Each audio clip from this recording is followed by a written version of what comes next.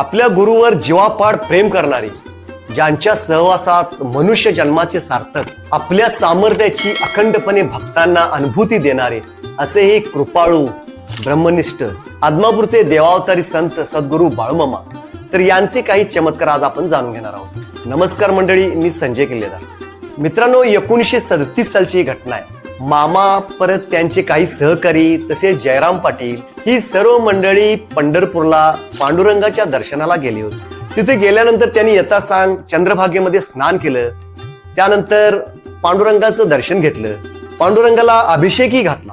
दर्शन घेतल्यानंतर काही काळ ती सर्व मंडळी मंदिरामध्ये थांबली. थांबल्यानंतर एक 60-65 वर्षाचा सात्विक, शांत, प्रसन्न तोंडवाळ्याचा एक वृद्ध पळत पळत आला आणि मामांच्या चरणी लीन झाला. मामांचं त्याने यथासांग दर्शन घेतलं. मामांच्या सहकार्यापैकी तो कुणाच्याही ओळखीचा नव्हता. त्याला त्याचं नाव विचारलं असता त्यानं आपलं नाव रामभाऊ उत्पात असं सांगितलं. त्या दिवशी मामांचा मुक्काम हा पंढरपुरातच होता. रात्री त्याला निरोप पाठवून मामांनी देवळामध्ये बोलवून घेतलं आणि त्याला नाव विचारलं. तर त्यानं सांगितलं की माझं नाव रामभाऊ उत्पात. मामा रामभाऊ उत्पातांना म्हणालेत, माझी ओळख नसताना अचानक येऊन तू माझ्या पायावरती मस्तक ठेवलेस, कसं काय? त्यावर रामभाऊ उत्पात म्हणाले, कोण तुम्ही? मी कुणाच्या पायावर मस्तक ठेवलं? मी पंढरीच्या पांडुरंगाच्या पाया व्यतिरिक्त कुणाच्याही पायावर डोकं टेकत नाही आणि तुम्ही मला हे काय विचारता हे मलाच काही कळेना झालं.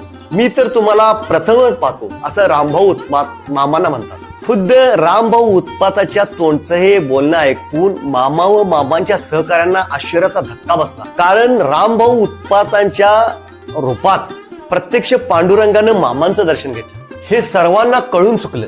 हे सर्व ऐकून रामभाऊ उत्पातांनाही आश्चर्याचा धक्का बसला. माझ्या रूपानं प्रत्यक्ष पांडुरंग आलेत आणि मामांचं दर्शन घेतलं. खरोखरच त्यांनी परमेश्वरा हात जोडलं आणि अगाध लीला तुझी म्हणून ते नतमस्तक झाले. रामभाऊ उत्पात विठ्ठलाला म्हणतात, देवा तुम्ही बाळूमामांच्या भेटीला आलात आणि अशी सत्पुरुषाची भेट आम्हाला होते म्हणजे केवढं मोठं आमचं भाग्य, असे म्हणून रामभाऊ उत्पात बाळूमामांच्या चरणी लीन झाले आणि मामांना म्हणालेत, मामा मगाचा नमस्कार होता तो पांडुरंगाचा नमस्कार होता आणि आताचा नमस्कार आहे तो रामभाऊ उत्पातांचा नमस्कार आहे आणि आजपासून मामा मी निस्सीम भक्त तुमचा.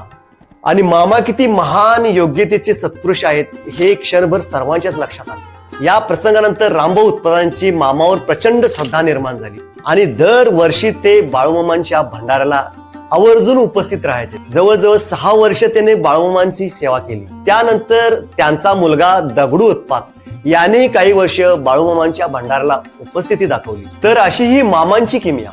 मामा आपल्या तळावरती देवपूजा करत बसलेले होते आणि त्याच वेळी आप्पासाहेब देशपांडे नावाचा मामाचा एक भक्त येतो आणि मामाला म्हणतो, मामा मला क्षमा करा, यावर्षी माझी सेवा चुकणार.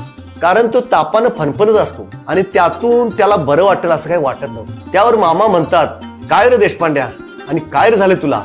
लेखा तू काय मरत नाहीस बघ, असं म्हणून मामा त्याला घोंगड्यावरती झोपवतात. देशपांड्याला मामा घोंगड्यावरती झोपून त्याच्या अंगावरती पूर्णपणे भंडारा टाकतात मामा. पण देशपांडे भंडारा टाकते वेळी पायावरील भंडारा झाडतो आणि हे मामाच्या निदर्शनास येतं. पण मामा काही बोलत नाही. देशपांडे रात्रभर तिथं मामांच्या तिथं झोपून राहतो. सकाळी उठतो तर त्याचा ताप पूर्णपणे गेलेला असतो. देशपांडे हा पूर्णपणे बरा झालेला असतो. सकाळी मामाचं दर्शन घेऊन तो आपल्या घरी निघून जातो. कालांतरानं त्याचं पायाचं दुखणं वाढलेलं असतं. परत एकदा तो मामाकडे येतो आणि मामा माझा पायाचं दुखणं काही बरं होईना आणि ह्याच्यावर काही करून तुम्ही इलाज करा, असं म्हणतो मामांना विनवणी करतो. त्यावेळी मामा मागील प्रसंगाची त्या देशपांड्याला आठवण करून देतात. अरे लेका, त्यावेळी भंडारा टाकल्यानंतर पूर्ण अंगावर तुझ्या तू पायाचा भंडारा झाडलास. तो जर झाडला नसतास तर तुझ्या पायाला आज काही होत नव्हतं.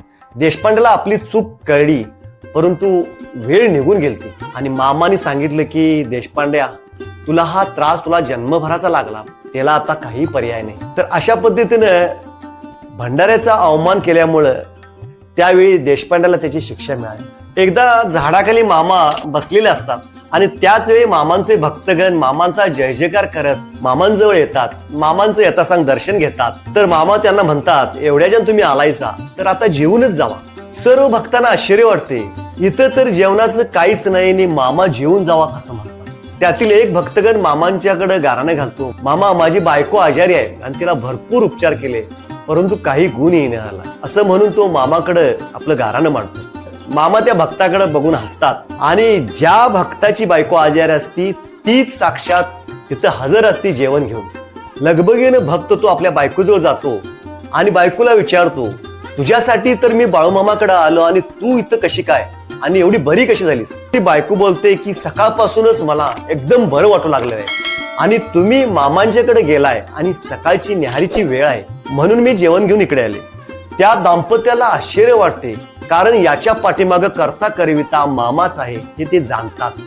ती मामाचं यथासांग दर्शन घेतात आणि त्यानंतर त्या बुट्टीतील भाकरी ती माऊली सर्वांना देते आणि सर्वजण आनंदानं तिथं भाकरी खात असतात.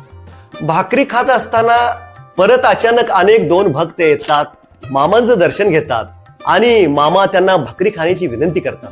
ती नको नको म्हणत असताना देखील मामा त्यांना आग्रहानं भाकरी खाण्याची विनंती करतात. त्यावेळी ती पण भाकरी खाण्यासाठी बसतात आणि त्या माऊलीला मोठा धक्का बसतो कारण त्या भांड्यामध्ये भाकरी अजिबात शिल्लक नसते आणि मामा तर यांना आग्रह करत आहे की तुम्ही भाकरी खावा.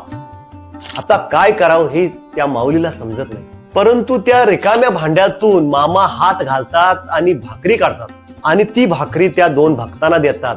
अशा पद्धतीने मित्र हो सर्वजण मामांचा तो प्रसाद म्हणून आनंदानं ग्रहण करतात, मामांचं दर्शन घेतात आणि निघून जातात. अशी ही मामांची किमया. तर मित्र हो आजच्या या मामांच्या लीला तुम्हाला कशा वाटल्या नक्कीच कमेंट करा. धन्यवाद.